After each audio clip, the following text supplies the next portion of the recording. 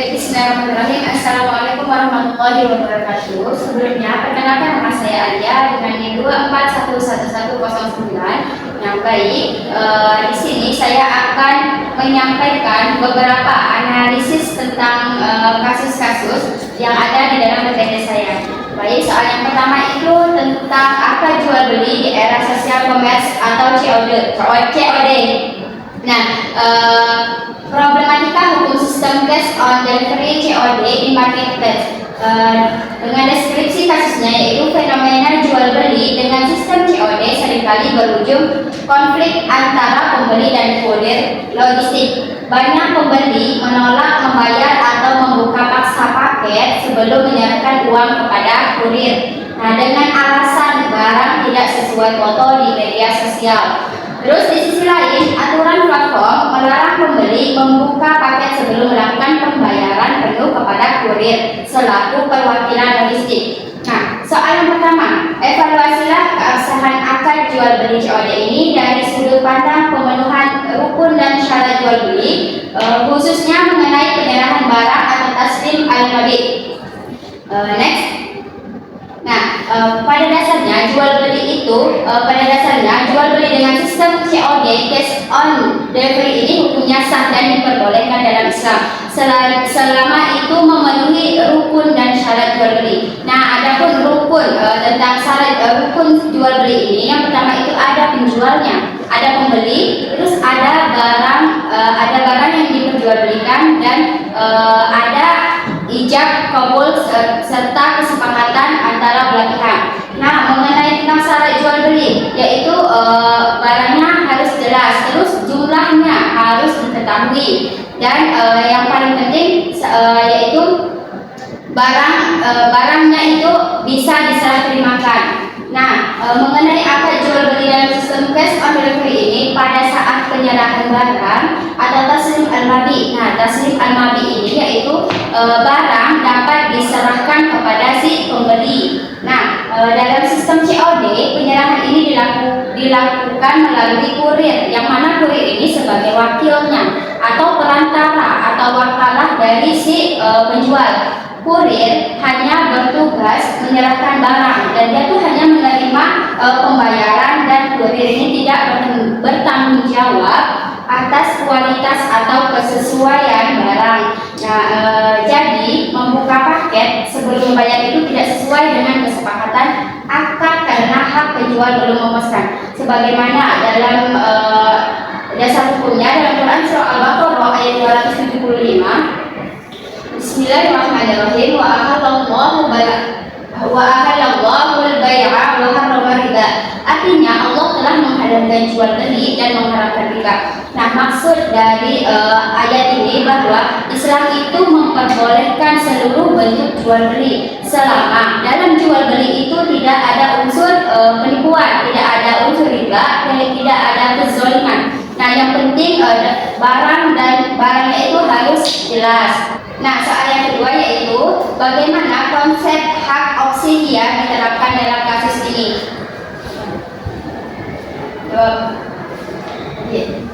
Nah, pada kasus ini konsep yang paling relevan yaitu menggunakan hilariyah, yang mana dijelaskan oleh Wahba Az-Zuhaili dalam kitab Al-Fiqh Al-Islami wa Adilatu, bahwa ia adalah hak pembeli untuk memilih setelah melihat barang. Artinya hak hiar ini pembeli berhak untuk melanjutkan atau membatalkan barang yang diperjualbelikan tadi.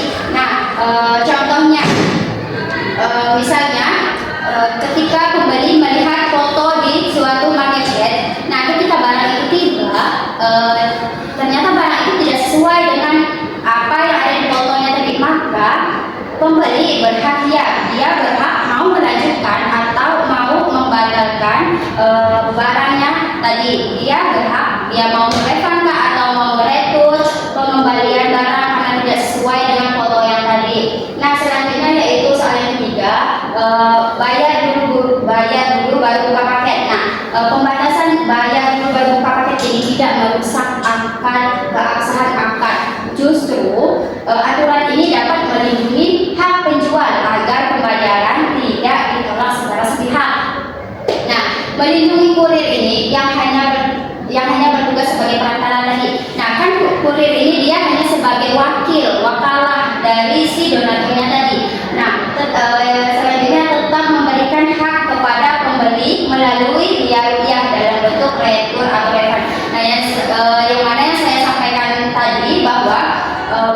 itu berhak untuk memilih antara dia mau membatalkan atau mau melanjutkan proses jual beli tadi terhadap barang yang mungkin dia tadi melihat dalam foto tadi, fotonya itu bagus. Nah, ketika barangnya datang ternyata tidak sesuai dengan yang dilihat pada gambarnya. Jadi maka pembeli ini dia berhak meretur atau refund. Nah, selanjutnya yaitu kasus yang kedua tentang hibah dan sedekah melalui crowdfunding digital. Sebuah platform donasi online menggalang dana kemanusiaan untuk pengobatan seorang anak. Masyarakat berbondong-bondong memberikan dana berupa sedekah dan hibah. Di akhir masa galang dana, platform memotong sebesar 10% dari total donasi yang terkumpul untuk biaya operasional kantor dan iklan digital tanpa adanya pemberitahuan yang jelas di halaman utama kampanye donasi. Soal yang pertama, analisislah tindakan platform digital tersebut dari aspek fikih non komersial atau terbaru. Pada dasarnya sedekah dan hibah ini termasuk akad tabaruk, yang mana akad tabaruk ini tujuannya itu saling tolong menolong tanpa harus meminta imbalan atau keuntungan. Nah, jadi platform crowdfunding ini hanya bertindak sebagai pengelola atau pengelola dana atau perantara dana. Dia bukan pemilik dana. Maka dana yang ada dalam kasus ini yang diterima itu merupakan amanah yang harus disalurkan sesuai dengan tujuan donatur tadi. Nah, dalam kasus tadi pemotongan dana tanpa transparansi, maka dia bertentangan dengan prinsip amanah, ta'awun dan kerelaan dalam akad tabaruk, sebagaimana yang dijelaskan dalam Quran surah An-Nisa ayat 58 yang berbunyi, Bismillahirrahmanirrahim. Innallaha ya'murukum an tu'addul amanati ila ahliha, yang artinya sesungguhnya Allah menyuruh kamu menyampaikan amanah kepada orang yang berhak menerimanya. Nah, maksud dari ayat ini bahwa Islam itu mewajibkan menyampaikan amanah itu kepada yang berhak dan dikelola dengan baik. Nah, dalam kasus ini pemotongan dana tadi yang 10% tadi, maka itu dia melanggar bertentangan dengan prinsip amanah, ta'awun dan kerelaan dalam akad tersebut. Nah, selanjutnya yaitu soal yang kedua, apakah hubungan hukum antara donatur, platform dan penerima manfaat dapat dikategorikan sebagai akad wahaladul ujrah?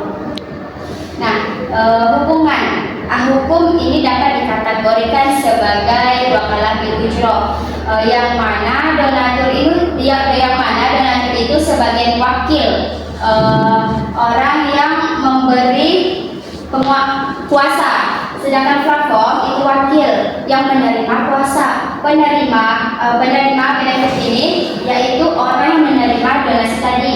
Nah, maka ujrah ini fee atau upah. Platform boleh menerima ujrah atau fee atau upah jika disampaikan dan disepakati sejak awal, sebagaimana dalam hadis kaum muslimin al-muslimuna ala syurutihim, artinya kaum muslimin terikat dengan syarat-syarat kesepakatan yang mereka buat. Hadis riwayat Abu Daud nomor 3594. Nah, hadis ini berarti bahwa setiap muslim itu terikat ketika mereka melakukan akad, maka mereka harus melalui syarat-syarat kesepakatan yang mereka buat. Nah, maka dari itu ketika platform menerima ujrah, maka dia harus disampaikan sejak awal sebelum melaksanakan akad tadi. Disebutkan bahwa besaran upahnya itu berapa, ininya itu berapa. Nah, maka itu harus disepakati antara belah pihak. Next. Nah, soal yang ketiga, apakah pemotongan tanpa transparansi awal merusak akad penyerahan dana sosial tersebut? dana donasi ini kan merupakan amanah yang harus dikelola sesuai dengan tujuan donatur tadi. Nah, maka apabila pemotongan 10% ini tanpa pemberitahuan yang jelas, maka ini melanggar prinsip amanah, transparansi, dan kerelaan atau antara lain. Nah, terus platform tidak boleh mengambil upah secara sepihak tanpa persetujuan yang jelas dari donatur. Nah, apabila misalnya platform ini ingin mengambil upah, maka dia harus berbicara dengan pihak yang pertama. Dia harus membuat kesepakatan, harus dijelaskan bahwa upahnya berapa dan sebagainya. Terus pemotongan tanpa transparansi tidak sesuai dengan prinsip syariah dalam pengelolaan dana sosial terbaru. Nah, sebagaimana dasar hukum Al-Quran surah An-Nisa ayat 29 yang berbunyi Bismillahirrahmanirrahim. Ya ayyuhalladzina amanu la ta'kulu amwalakum bainakum bil batil illa an takuna tijaratan an taradin minkum. Wahai orang-orang yang beriman, janganlah kamu saling memakan harta sesamamu dengan jalan yang batil, kecuali dengan jalan perdagangan yang berlaku atas dasar suka sama suka di antara kamu. Quran surah An-Nisa ayat 29. Nah, ayat ini itu menjelaskan bahwa seorang muslim itu tidak boleh memakan harta sesamamu. Nah, jadi dalam kasus ini karena ada pemotongan 10% tanpa pemberitahuan, maka itu tidak boleh. Itu melanggar prinsip amanah, ta'awun, transparansi dan kerelaan antara lain. Nah, kasus yang ketiga tentang jual beli salam dan istisna paradan. Sebuah butik online menerima pesanan pakaian dengan sistem pre-order atau PO khusus ukuran dan desain konsumen. Konsumen wajib membayar lunas di muka dan buat berjanji mengirimkan, dan butik berjanji mengirimkan barang dalam waktu 1 bulan. Terus karena pesanan itu membludak, butik tersebut mengalihkan seluruh proses produksi ke konveksi pihak ketiga tanpa sepengetahuan konsumen. Sementara bahan baku di pasar mengalami perubahan kualitas dari sampel awal. Nah, soal pertanyaan yang pertama itu, skema transaksi di atas lebih tepat dianalisis menggunakan akad salah atau akad istisna. Nah, pada kasus ini maka lebih tepatnya itu menggunakan akad istisna karena objek transaksinya itu berupa pakaian custom yang dibuat sesuai ukuran dan desain yang diminta langsung oleh konsumen. Nah, terus barang ini belum tersedia saat akad karena dia harus diproduksi terlebih dahulu. Terus dalam pembayaran dalam akad istisna ini lebih fleksibel dibandingkan akad salam, yang mana pembayaran dalam akad istisna ini dia boleh dicicil atau bisa juga ketika barangnya sudah selesai dia boleh langsung pelunasan. Nah, soal yang kedua, jelaskan perbedaan dasar kedua akad tersebut terkait metode pembayaran dan penyerahan barang. Dari segi aspek objek barang, akad salam yaitu barangnya sudah memiliki padanan dan spesifikasi yang jelas. Contoh, barang yang memiliki padanan spesifikasi jelas, misalnya kayak pisang, sayur, dan lain sebagainya. Sedangkan untuk akad istisna ini dia barangnya harus dikelola dulu, harus diproduksi dulu, seperti rumah, meja, kursi, intinya barang yang harus dikelola terlebih dahulu. Nah, dari segi pembayaran, kalau akad salam itu wajib lunas di muka saat akad. Artinya kalau salam ini dia pembayarannya itu wajib pelunasan di muka. Sedangkan akad istisna ini dapat dicicilkan atau dibayar terhadap sesuai kesepakatan. Artinya dia bisa dicicil, dia bisa terserah dia mau membayarnya kapan. Terus penyerahan, dari aspek penyerahan, kalau akad salam itu ditentukan waktu dan tempat secara pasti di awal. Misalnya saya pesan pisang kepada teman saya nih. Nah, saya bilang saya mau beli pisang, tolong kamu antar antar di ini alamat ini jam ini hari ini ya. Nah itu untuk penyerahan ditentukan waktu dan tempat secara pasti. Nah sedangkan untuk akad istisna ini sesuai progres pembuatan, tidak harus satu waktu.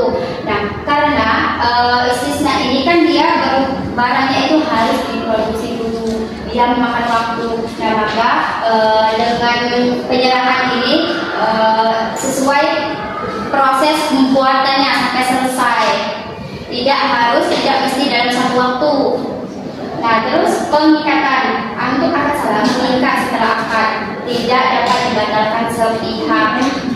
Nah untuk akad istisna ini mengikat setelah barang selesai dikerjakan sesuai spesifikasi, sesuai kesepakatan di awal tadi.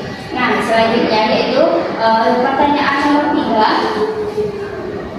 Bagaimana pula keabsahan tindakan penjual yang melakukan istisna paralel mengalihkan produksi tanpa meminta izin dari pembeli pertama? Nah baik, untuk syarat istisna paralel agar sah itu menurut fatwa DSN nomor 22 2002, kedua akad 1 dan 2 itu berdiri sendiri dan tidak saling dikaitkan satu sama lain, artinya tidak boleh berhubungan. Terus dari butik online atau Sanik 1 tetap bertanggung jawab penuh atas kualitas dan ketepatan spesifikasi kepada pembeli pertama. Terus dalam kasus ini alih produksi dilakukan tanpa sepengetahuan konsumen, berarti melanggar hak pembeli untuk mengetahui proses. Nah, bahan baku itu berubah, kualitas dari sampel awal merusak syarat maggi. Artinya dalam kasus ini dia bahan baku berubah kualitas dari sampel awal, maka itu merusak syarat maggi. Artinya objek jual beli harus sesuai spesifikasi yang disepakati. Nah, adapun syarat magginya yaitu yang pertama itu harus jelas ciri-ciri dan spesifikasinya, harus jelas barangnya dan lain sebagainya. Terus yang kedua itu waktu dan tempat penyerahan ditetapkan berdasarkan kesepakatan, disebutkan waktu dan tempatnya secara spesifik. Terus harga atau ujroh harus diketahui jumlah dan bentuknya. Nah, terus dapat dijelaskan secara terinci, tidak gharar. Dan terakhir, jika ada cacat atau tidak sesuai, pembeli itu pembeli berhak mau melanjutkan atau membatalkan. Baik, hanya itu mungkin yang dapat saya